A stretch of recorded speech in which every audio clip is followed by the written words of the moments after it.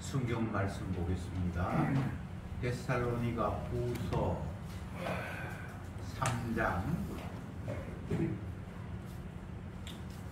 10절에서 마지막 절까지 보도록 하겠습니다.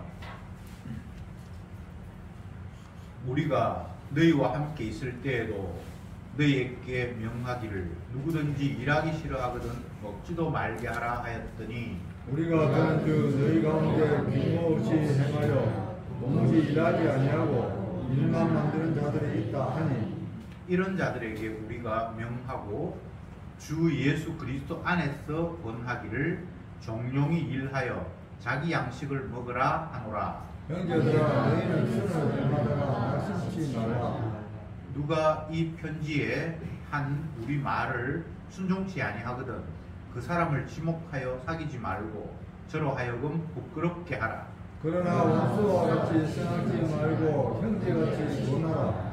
평강의 주께서 친히 때마다 일마다 너희에게 평강을 주시기를 원하노라. 주는 너희 모든 사람과 함께 하실지어다. 나 바울은 진실로 말하나니 이는 편지마다 꾸짖기로 이렇게 써노라. 우리 주 예수 그리스도의 은혜가 너희 무리에게 있을지어다. 아멘. 아멘. 데살로니가 후서 마지막 부분을 같이 읽었습니다. 사도가 전한 편지는 사도 개인의 생각이 아니죠. 하나님의 뜻을 그들에게 이야기한 것이죠. 그래서 오늘 말씀에서도 14절에 누가 이 편지에 한 우리의 말을 순종치 아니하거든 그 사람을 지목하여 사귀지 말고 저로 하여금 부끄럽게 하라. 한 개인이 자기가 편지를 썼는데 이거 너희들이 순종하지 않으면 안 돼. 이렇게 말하기에는 너무나 건방진 소리 같은데 사도는 그렇게 말할 수 있는 것이 자기 개인의 뜻이나 생각을 가지고 편지를 쓴 것이 아니라 하나님이 깨닫게 하셨고 알게 하신 것들을 그들에게 편지했기 때문에 이런 말을 과감하게 할 수가 있습니다. 어떤 사람들은 성경에 나타난 이 내용들을 마치 자기가 하나님 앞에 뭔가를 받은 것처럼 말함으로 내게 순종해야 된다. 순종하지 않으면 하나님 앞에 불순종하는 것이다.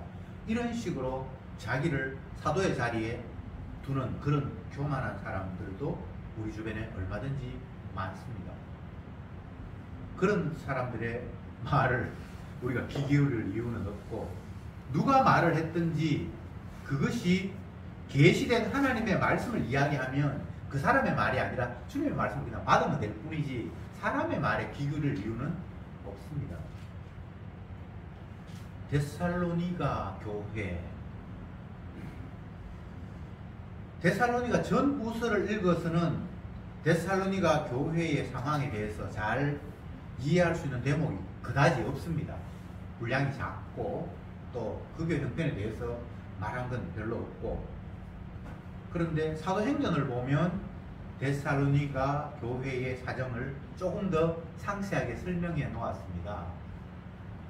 데살로니가 교회는 바울이 회심하고 난 이후에 이방인 지역을 다니면서 복음을 전하는데 처음 바울이 복음을 전한 곳은 아시아 지역에서 출발을 했습니다.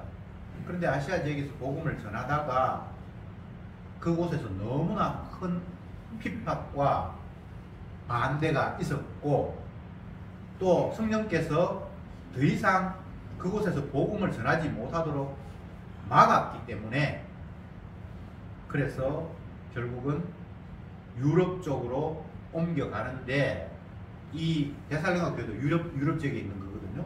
첫 번째 간 곳은 빌립보 교회였고 빌립보 교회에서 또 핍박을 받아서 두 번째로 유럽에서 옮겨간 곳이 데살로니가 교회입니다. 그런데 성경에 보면 사도행전에서 데살로니가 교회도 잠깐밖에 머물렀어요. 3주간 동안 유대 회당에서 바울이 강론을 했다 이렇게 돼 있어요. 그런데 또 핍박이 그곳까지 몰려와서 결국은 또 다른 지역으로 옮겨 같다. 이렇게 사도행전에서 기록하고 있습니다. 그러니까 사도행전에 나타난 대로 데살로니가 교회는 유럽 지역 가운데 두 번째로 복음을 전한 교회였고 3주 정도밖에 바울이 복음을 못 전했는데 거기에 성도들이 생겨서 교회가 만들어졌고, 그리고는 또 다른 곳으로 쫓겨가서 데살로니가 교회가 걱정이 되어서 전서를 보내고 후서를 보낸 것으로 그렇게 정리할 수 있습니다. 그러면 이제 후서에도 끝부분에 왔으니까 전체적으로 데살로니가 교회에 대한 본문에 나타난 내용들을 간추려서 말씀을 좀 해보겠습니다. 데살로니가 교회는 짧은 기간에 복음을 전했음에도 불구하고 그들의 신앙은 어느 교회에 가도 바울이 데살로니가 교회를 자랑할 만큼 그들은 믿음에 굳게 섰다라고 성경에 기록하고 있습니다. 그래서 길게 복음 들었다고 해서 신앙이 자라는 건 아닌 것 같아요. 성령께서 하시는 일이니까 짧은 기간 안에 복음을 전한 것이 뿐이었는데 성령께서 함께 하셔서 그들은 믿음에 굳건히 섰고, 다른 교회 가면서 늘 데살로니가 교회를 바울이 자랑할 만큼 그들은 환난과 핍박과 역경이 있음에도 불구하고 결코 그들의 신앙을 포기하지 않았고, 또 다른 지역의 성도들이 어려울 때에 데살로니가 교회가 돕기도 하고, 이런 비교적 모범적인 그런 교회, 바울이 자랑하는 그런 교회였음이 성경을 통해서 이 데살로니가 전서를 통해서 확인할 수 있는 내용이고요. 그럼에도 불구하고 거짓 복음을 전하는 자들이 그곳에서 활개를 치는데 그 내용은 잘못된 재림, 주님이 이미 왔다라는 식으로 말을 유포했고, 그것뿐만 아니라 부활에 대한 잘못된 신앙들도 그들에게 막 유포함으로 말미암아 성도들을 혼란에 빠지게 했던 일들이 일어났고, 그 가운데 계속해서 사도는 편지를 통해서 주님의 재림을 그런 식으로 해석하는 것은 전혀 성경에 약속된 내용이 아니다. 그리고 그들의 말에 현혹될 필요가 없다. 주님이 다시 올 때에는 어떤 특정한 사람이 주님이 다시 왔다라고 이야기함으로써 되는 것이 아니라 온 세상 전체가 다 주님의 재림을 알아볼 수 있을 것이고, 그전에는 이러이러한 일들이 있을 것이다 라면서 재림에 대해서 구체적이고 분명한 내용들을 전체 분량에 비해서 굉장히 많이 이야기했던 것이 데살로니가 전후서의 내용입니다. 오늘도 끝부분까지 그들이 잘못 전파한 그 재림관 때문에 일어나는 일들에 대해서 계속 반박하는 내용이 연결됩니다. 10절에 우리가 너희와 함께 있을 때에도 너희에게 명하기를 누구든지 일하기 싫어하거든 먹지도 말게 하라 하였더니, 이 말이 나오게 된 배경은 주님이 이미 오셨고 이제 마지막 심판때가 됐으니까 더 이상 일상생활을 계속해서 해야 될 이유가 없다. 직장생활을 하고 돈벌이 하고 지금 이럴 상황이 아니다라고 그들이 이야기했기 때문에 그게 현혹된 사람들은 하던 일들을 멈추고 막 주님의 재림을 막 기다리듯이 옛날 이장님 시대처럼 어느 지역에 몰래 가서 그냥 기도하면서 주님 이제 오셨습니까? 뭐 이런 식이 되었을 때에 그건 잘못됐다고 이야기하면서 일하기 싫어하는 자는 먹지도 말게 하라. 주님의 재림이 임박해서 일을 그만두고 어디에 모여서 막 기도하고 그러면 밥도 안 먹어야지. 밥은 왜 먹어? 일은 안 하면서 밥은 또 먹었던 모양이에요. 그러니까 주님께서 사도가 하는 이야기가 그 일하기 싫거든 먹는 것도 먹지 마라 그래라. 주님이 재림하셔서 이제 더 이상 직장 생활 할 필요도 없고 곧 주님이 오시면 왜 영접해야지 하면, 그래 영접하는 거 좋은데 그럼 먹는 걸 왜 먹냐? 바울이 지금 이렇게 공격을 하고 있는 겁니다. 그렇잖아요. 일상 일을 멈추고 주님의 재림을 기다린다면 그 일상 가운데 밥 먹는 것도 멈춰야지. 밥은 먹으면서 직장 생활을 멈추고, 이게 지금 논리가 말이 안 맞다는 거예요. 진짜 주님이 오시면 밥 먹고 먹으면 다 잊어버렸을 거예요. 그죠? 직장 못 가는 거는 물론 당연히 갈 이유가 없겠지만 주님이 오셨다라면 아마 먹는 것도 잊어버렸을걸요. 근데 이들이 먹는 거는 꼬박꼬박 먹으면서 일도 안 하고 주님 오셨다 그러고. 근데 이 논리 자체가 너무나 거짓된 이야기라는 겁니다. 주님은 우리에게 내가 오니까 너희들 일도 하지 말라 그렇게 말한 적이 없어요. 마태복음에서 주님의 이 말씀을 설명을 하면서 두 사람이 밭을 갈고 있는데 한 사람은 데려감을 당하고 한 사람은 버려둠을 당하고 이런 이야기가 있죠. 그러니까 그냥 일상을 진행하고 있는데 주님이 오셔서 누구는 택한 백성이라고 데려가고 아니면 버리는 거예요. 주님 올 걸 준비를 잘 해가지고 기다렸어. 그래 너는 나를 기다렸네. 천국 가자. 이렇게 말씀하신 적이 없단 말이죠. 그런데 거짓 복음을 전하는 사람은 자꾸만 하나님의 말씀을 혼잡하게 해서 혼란에 빠지도록 이렇게 유도를 하고 있으니까 바울이 그 잘못된 재림관 그들의 논리대로 주님 오셨으니까 이제 더 이상 일할 필요도 없고 주님만 맞이하자. 그런 사람들은 일할 필요도 없으면 먹지도 말지. 그렇게 여기서 지금 말하고 있는 겁니다. 맞잖아요. 일상을 멈춰야 되면 일하는 것만 멈추면 안 되잖아요. 밥 먹는 것도 멈추고 잠자는 것도 멈추고. 근데 그런 거는 안 멈추고. 그러니까 이게 사기꾼이라고 바울이 이렇게 이야기하고 있는 겁니다. 11절에 우리가 들은즉 너희 가운데 규모 없이 행하여 도무지 일하지 아니하고 일만 만드는 자가 있다 하니 일하지 않고 일을 만든다. 참 이런 표현들도 굉장히 함축적이고 의미 있는 일인데 일을 하기 싫은 것은 결국은 자기 육신이 편해지고 고통을 받지 않겠다라는 그런 의도가 실려 있는 것인데 그러면서 열심히 일하고 수고하고 땀 흘리는 사람의 그 어떤 것들을 자기는 그냥 공짜로 내가 일을 안 하면 안 먹으면 되는데 먹었으니까 누군가가 일해서 자기는 일 안 하고 먹은 꼴이 되잖아요. 그러니까 그게 일을 만든다 이렇게 말하고 있습니다. 지는 일하지 않고 남들을 더 많이 수고하게 만든다. 그게 일을 만든다. 그런 식으로 표현을 했습니다. 그러니까 지금 계속해서 그들의 잘못된 재림관 때문에 빚어지는 현상에 대해서 바울이 반박하고 있는 거죠. 그죠? 그들의 논리가 엉터리라는 이야기를 하고 있죠.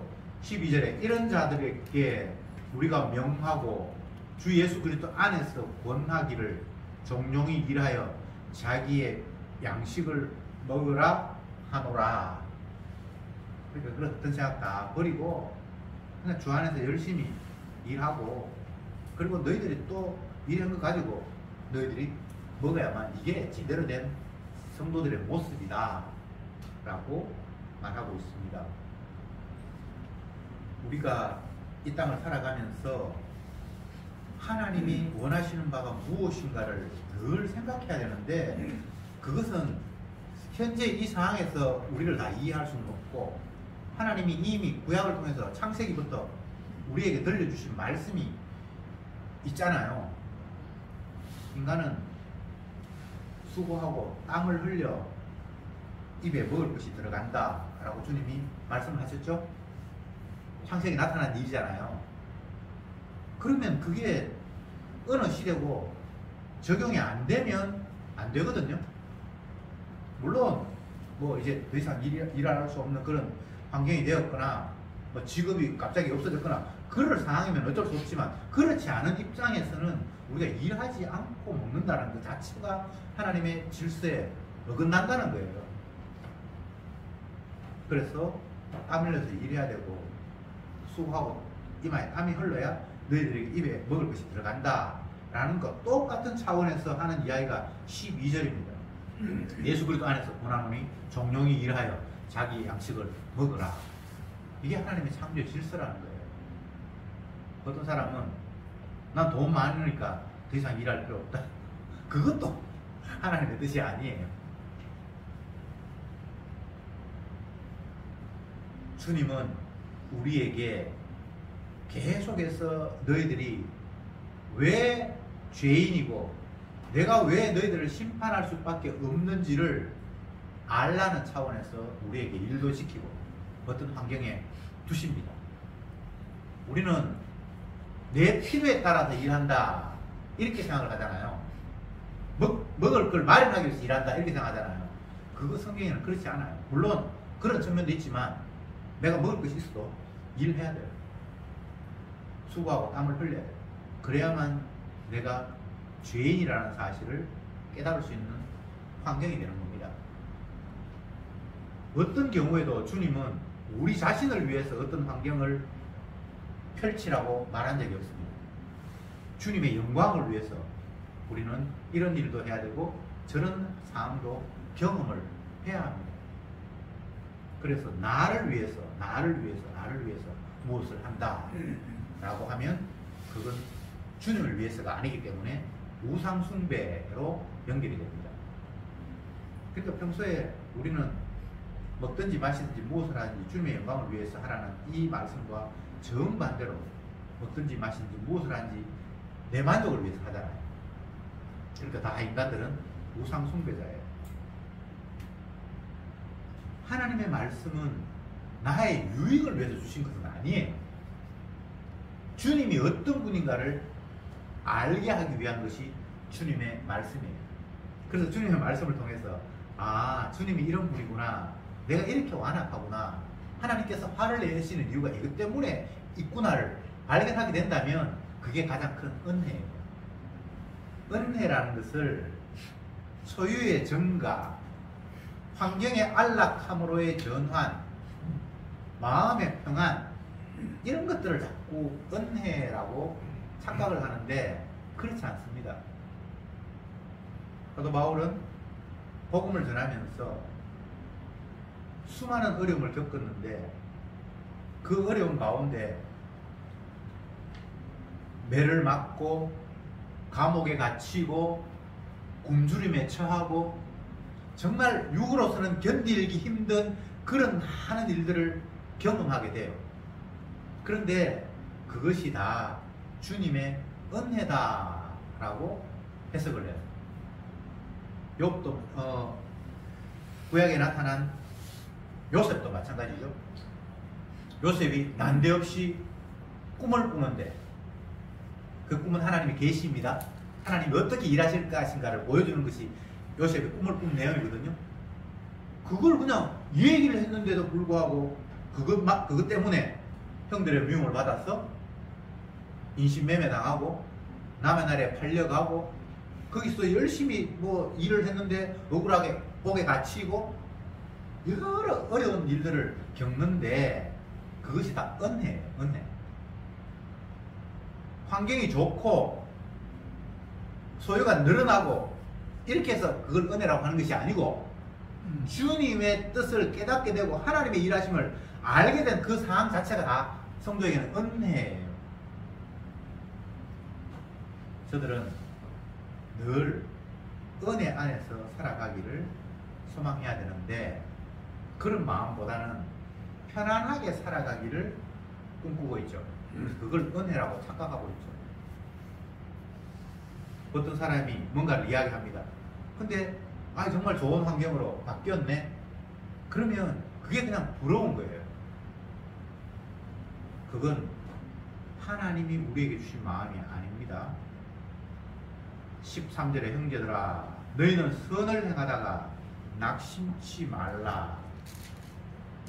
여기서 선을 행한다는 것은 앞에는 규모 없는 삶을 살고 일을 멈추고 형제들에게 피해를 끼치고 이런 삶이 이제 규모 없는 삶, 잘못된 재림관 때문에 일어나는 일이라면 여기서 선을 행한다라는 것은 규모 있게 열심히 자기 일하고 살아가는 사람들, 이런 사람들이 선을 행하다가 낙심치 말라. 여기는 나는 열심히 일하고 제대로 뭔가를 하고 있는데 저 사람들은 일할 필요 없어, 이제 끝났어 라고 하면서 엉뚱한 일을 하고 있으니까 지금 내가 삶이 잘못된 건가? 이렇게 스스로 자기가 바른 길을 가고 있음에도 불구하고 혼란을 겪고 있는 사람이 있죠. 그럴 때 하는 이야기가 너희가 선을 행하다가 낙심치 말라, 이런 표현을 하고 있습니다. 네 하는 일이 맞아, 열심히 일해야 돼. 형제들에게 거짓된 형제들에 대해서 자꾸 마음에 현혹될 이유가 없어. 그들에게 뭐 혹시 저게 맞지 않는가라는 그런 의문마저도 가질 필요 없어. 이런 식의 이야기를 13절이 하고 있습니다. 14절에 누가 이 편지한 우리의 말을 순종치 아니하거든 그 사람을 지목하여 사귀지 말고 저로 하여금 부끄럽게 하라. 굉장히 강한 의도로 이야기를 하고 있습니다. 계속 엉뚱한 짓 하고 규모 없이 일하고 지 마음대로 잘못된 그 재림관을 가지고 행동하는 사람들하고는 사귀지도 말고 가까이 하지도 말고 오히려 그들을 부끄럽게 하라. 이렇게 말하고 있습니다. 부끄럽게 하라는 말을 뭐 여러 가지로 해석할 수 있습니다만 그들이 얼마나 어리석고 잘못된 것인가를 보여주어라. 이런 식으로 이해하면 제일 쉬울 것 같습니다. 사람들이 뭔가를 주장할 때에 동조하는 세력이 없으면 나중에는 김이 좀 빠져요. 그런데 뭔가 그쪽에 휩쓸리기 시작을 하잖아요. 그러면 그게 더욱더 강한 식으로 전파되거든요. 잘못된 재림관을 이야기해요. 일도 하지 않아요. 그러면서 엉뚱한 식으로 재림관을 가지고 있어요. 근데 어떤 사람이 그쪽에 자꾸 동조하는 식이 되면 자기 주장이 더욱더 강해지는데 아니야 잘못됐어 라고 하면서 너희들은 엉뚱한 길로 가버리고 그렇게 할 때에 그들은 결국은 힘이 빠질 수밖에 없다. 그걸 이제 부끄럽게 한다라고 이렇게 돼 있죠. 그죠? 에이 내가 아무리 이야기도 내 말에 귀 기울여주는 사람이 없네. 이렇게 되면 되게 부끄러움이 되는 거예요. 그런 식으로 행동하라는 겁니다. 그땐 거짓에 부안해동하지 말라는 거예요. 아무도 그들의 말에 귀 기울이지 않으면 자기 혼자 어색하고 뻘쭘하게 부끄러워할 수밖에 없다. 이런 내용입니다. 그러면서 14절에 그러나 원수와 같이 생각지 말고 형제같이 권하라. 이 말씀은 그들 가운데도 잘못된 재림관을 가지고 규모 없이 행하고 하던 일을 멈추고 뭐 이렇게 엉뚱하게 하는 가운데도 결국은 주님 앞에 돌아올 사람이 있으니까 원수처럼 대하지는 말라는 거예요. 그게 잘못됐다고 이야기하고 꾸중은 하지만 너 마귀 새끼 그런 식으로 대할 이유는 없다라는 겁니다. 이게 참 교회 안에서 어려워요. 같은 형제라고 생각을 했는데 엉뚱한 소리하고 복음이 아닌데 그걸 가지고 복음이라고 딱 우기고 그렇게 해버렸을 때 그것을 잘못됐다고 지적을 할 수는 있지만 너 마귀 새끼 라고 등을 돌릴 수는 없다는 거예요. 그가 또 깨닫고 주님 앞에 아 내가 잘못 생각했구나 라고 돌아올 수도 있기 때문에 끝까지 권하고 그를 완전히 내쳐서는 안 된다라는 말씀을 하고 있습니다. 참 이게 어려워요. 우리가 분명한 분별력이 있어서 저 사람은 마귀 새끼네, 저 사람은 천국 백성이네 알면 대하는 게 참 쉬울 텐데 끝까지 모르잖아요. 사람이 어떻게 바뀔지도 모르잖아요. 그러니까 교회 안에서 그가 아예 뭐 교회를 떠나버린다면 상대할 이유도 없지만 계속해서 이 모임에 있고 오고 하면 그를 그런 식으로 지옥 갈 사람이야 라고 그렇게 내칠 수는 없다는 거예요. 그 형제처럼 계속해서 권할 수밖에 없다는 겁니다. 이런 내용들은 복음서 안에서도 충분히 있어요. 교회는 항상 알곡만 있는 것이 아니라 쭉정이도 같이 있는데 그 쭉정이를 뽑아내다가 알곡마저 다칠 수 있으니까 주님이 마지막 심판 때 알곡을 모아 곳간에 들이고 쭉정이는 끄지 않은 불에 태울 때까지 우리는 그들을 분리할 수 없다는 겁니다. 어쩌면 불편하고 힘들지만 그러나 그것이 우리가 할 수 있는 일은 아님 주님의 일이기에 그 범위에서 벗어나서는 안 된다라고 말씀하고 있습니다. 요한계시록에 나타난 7교회의 모습을 보면 뭐 에베소서, 뭐나 버가모, 두아디라 뭐 교회 있잖아요. 그게 보면 뭐 엄나는 여인이 있고 사탄의 회가 있고 뭐 하여튼 교회에서 있을 수 없는 이질적인 요소들이 그 안에서 발견이 되잖아요. 그런데 그들을 어떻게 할 수가 없어요. 아니라고 이야기하고 잘못이라고 이야기하지 그 이상 어떻게 할 수가 없어요. 그러나 성령이 때가 되면 그들을 분리해 내실 거예요. 이 지상의 교회는 결코 완전할 수 없습니다. 그래서 항상 나약한 모습들이 있고 거짓이 또 유포되고 그 가운데 복음은 복음대로 또 전파되고 이게 이 땅의 교회의 모습입니다. 그래서 우리가 완전함을 꿈꾼다든지 정말 우리 교회는 순수하게 복음만 사랑하는 그런 교회다 라고 말하면 그건 나의 착각입니다. 세상에 그런 교회는 없습니다. 항상 알곡과 쭉정이가 공존하는 곳이 세상 교회다 라는 것을 염두에 주시면 좋겠습니다. 16절에 평강의 주께서 친히 때마다 일마다 너희에게 평강을 주시기를 원하노라. 주는 너희 모든 사람과 함께 하실지어다. 평강의 주께서 친히 때마다 일마다 너희에게 평강 주기를 원한다. 예수님을 평강의 주다 라고 말씀하셨습니다. 그런데 이 말씀도 굉장히 크게 오해할 소지가 많습니다. 예수님은 자기 스스로를 말씀하시면서 내가 이 땅에 온 것은 화평을 주려 함이 아니라 뭐 싸우게 하기 위해서, 다투게 하기 위해서 이 땅에 왔다라고 이렇게 말씀하신 데도 있거든요. 복음서에서 화평과 평강이 비슷한 개념인데요. 화평을 주러 온 게 아니래요. 그런데 사도 바울 오늘 예수님은 평강의 주님이래요. 화평케 하시는 분이래요. 이런 표현도 있고 저런 표현도 있어요. 내가 금을 주러 왔다. 근데 주님은 평강의 주님이다. 이런 말도 있고 저런 말도 있고. 그래서 우리는 좋은 거 하나 취해서 어떤 사람은 주님은 평강의 주님이야 이렇게 일관되게 쫙 몰아 붙이려고 하는 사람이 있고, 어떤 사람은 또 하나님은 금을 던지러 왔다고 했는데 그분은 심판주야 이거 하나를 또 일관되게 주장하는 사람이 있어요. 그런 성경에 다 있어요.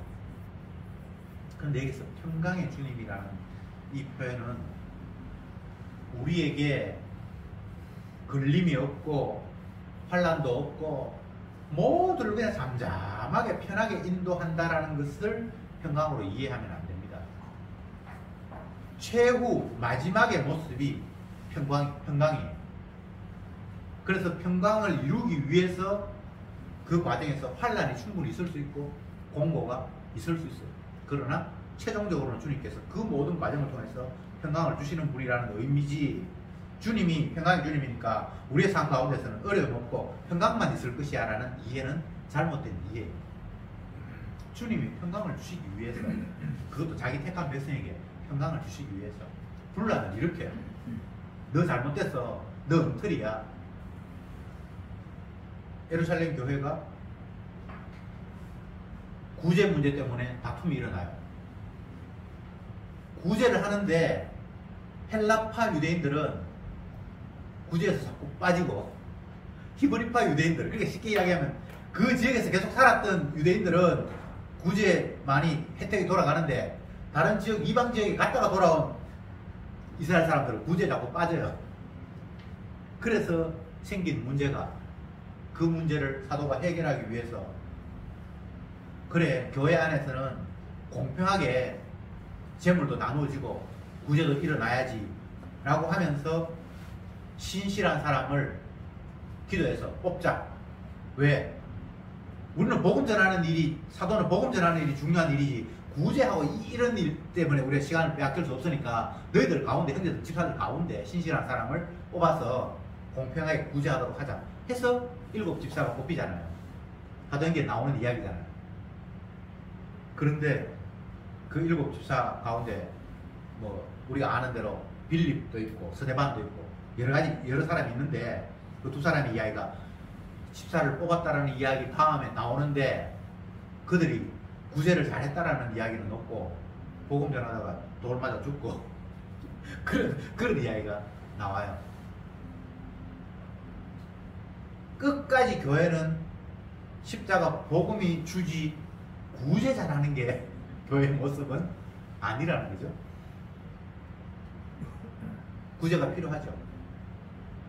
그러나 그게 교회의 주된 업무는 아니에요.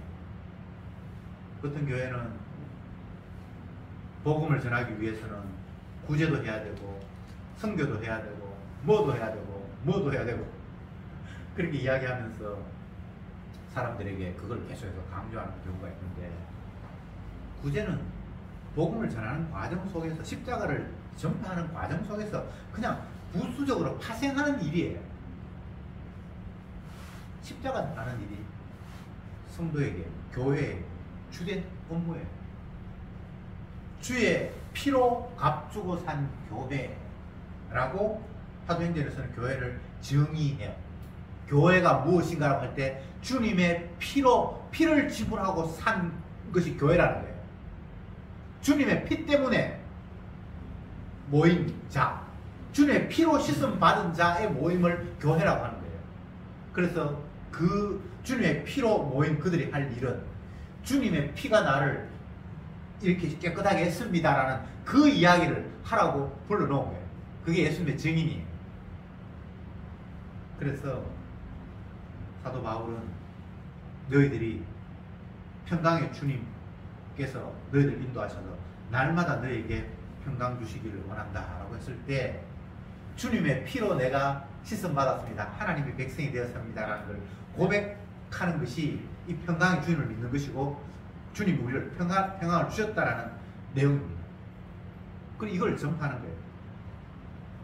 이게 모든 사람들에게 전해야 할 주님의 복음입니다. 내가 핍박을 받고 환난을 당해도 성도는 그 자체가 평강을 깨는 것이 아니에요. 바울이 옥에 갇혔는데, 베드로가 복음 전하다가 옥에 갇히고 매를 맞는데, 그들은 그 역경, 어려운 환경, 핍박이라는 환경 속에서 찬양이 막 나와요. 그게 평강이에요. 옥에 안 갇히고 매 맞는 것이 아니라 그냥 편안한 집에서 신앙생활 잘하는 게 평강이 아니고, 외부적인 환경이 어떠하든 그것과 무관하게 주님의 피로 나를 죄에서 깨끗게 했다라는 것들이 믿어지고 그것이 감사로 머물러 있을 때 그게 평강이에요. 평강의 주님이 너희를 평강 가운데 인도하기를 원한다라는 말이 그런 의미입니다. 평강의 주님이 우리에게 영생을 주시는 분, 그분이 대신 채찍에 맞음으로 우리가 나음을 입게 하시는 분, 그분이 평강의 주님이고요. 그 주님의 은혜가 자기 백성에 임할 때 그는 주님의 피로 깨끗하게 씻어서 정결하게 되었어요. 그리고 주님의 품에 이미 안긴 자예요. 그 상황을 주님께서 우리에게 평강을 주셨다라고 표현을 했습니다. 17절에 나 바울은 친필로 문안하노니 이는 편지마다 표적이기로 이렇게 써노라. 바울이 이 데살로니가 전서 후서를 쓸 때는 이미 나이가 꽤 들었던 것 같습니다. 그래서 앞부분에 이 내용들을 바울이 불러줘서 누군가가 대신 썼고, 마지막에 17절부터는 내가 친필로 너에게 이 사인하듯이 이렇게 썼다.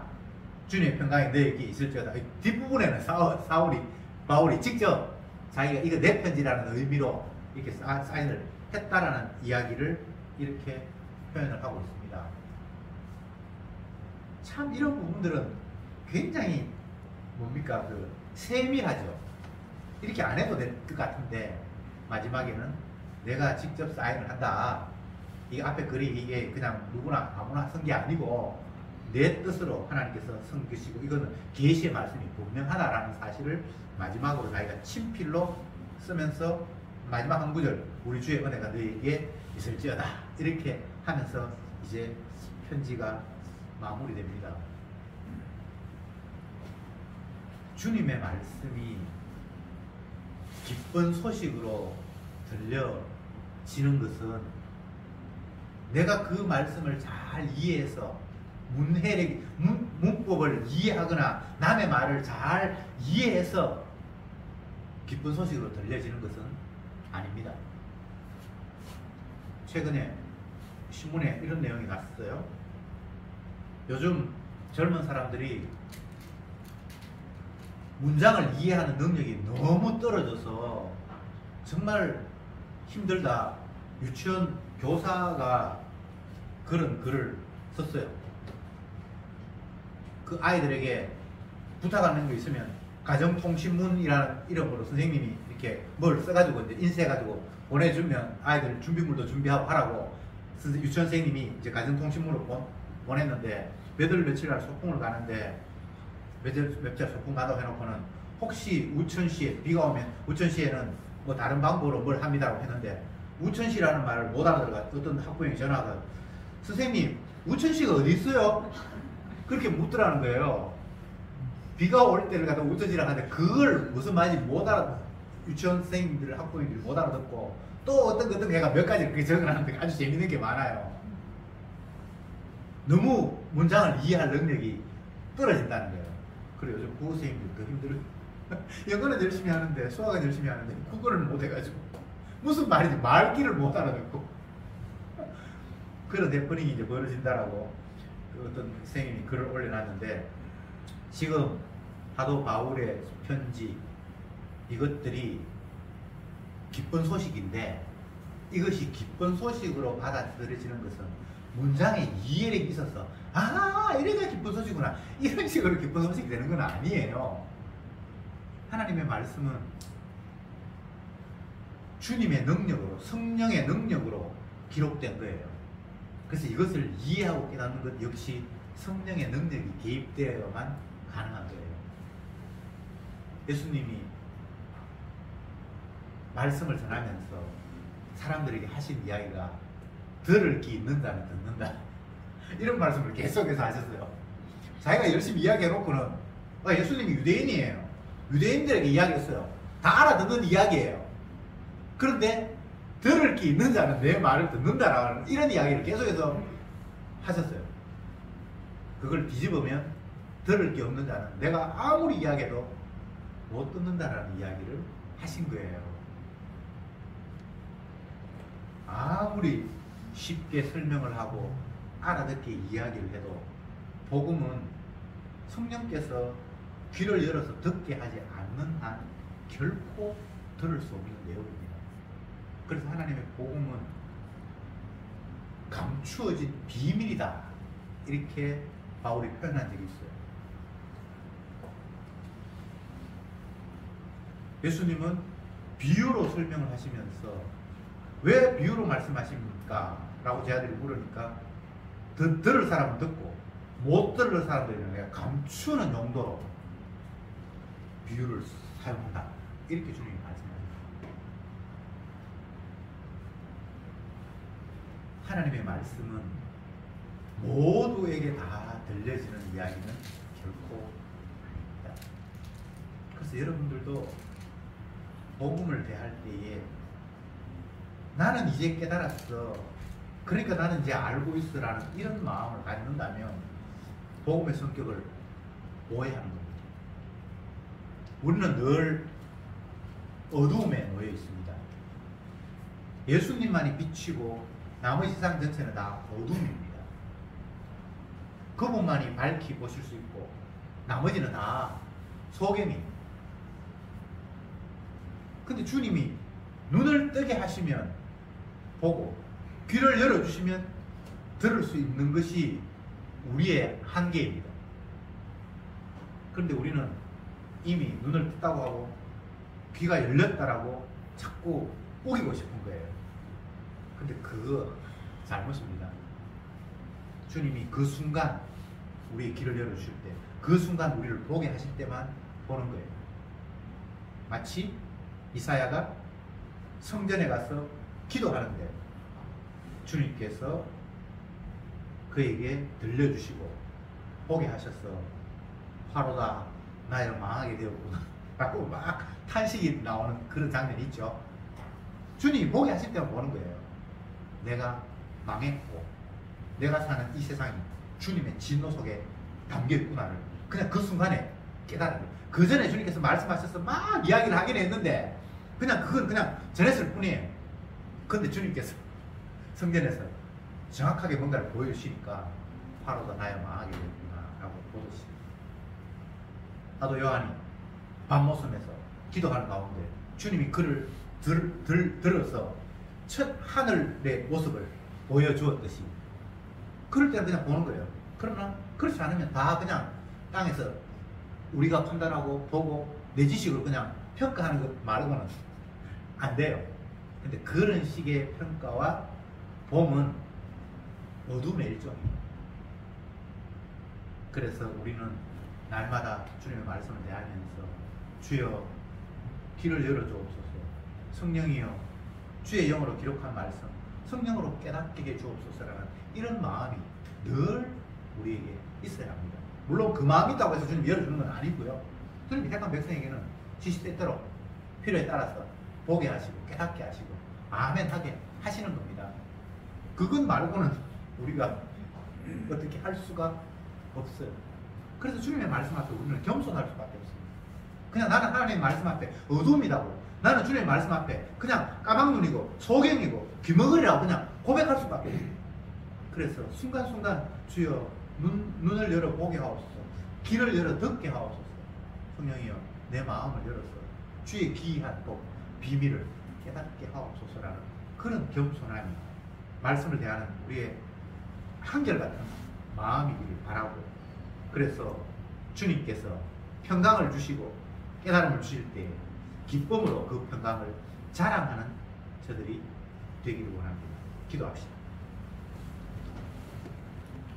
주님,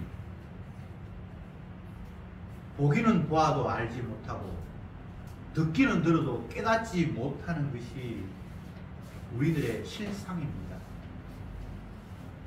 그러나 주께서 귀를 열어주시고 눈을 열어주시고 강팍한 우리의 마음을 부드럽게 하실 때에 그 기이한 법 비밀이 우리에게 보여지고 깨달아지도록 주께서 역사하심을 오늘도 다시 한번 주님의 말씀 앞에 깨닫게 되었습니다. 제발 내 능력, 내 지식, 내 경험을 앞세우고 자랑하고 그것을 대단한 것으로 여기지 말게 하시고, 나는 영원히 소경이요 줄눈발이요 귀머거리 있다. 그러기에 주님이 이 시간도 나를 깨우쳐 주시지 않으면 나는 아무것도 할 수 없다는 사실을 날마다 인정하면서 주님의 성령의 능력만 기다리고 평강의 주님이 우리에게 평강을 주시기만을 날마다 소망하며 살아가는 저들이 되게 하옵소서. 그래서 주가 주시는 그 평강, 주님이 알게 하시는 그 십자가 복음의 비밀을 깨닫게 하시는 그 순간 기쁨으로 그것들을 자랑하고 전파하는 저들이 되게 하옵소서. 예수님의 이름으로 기도드리옵나이다. 아멘.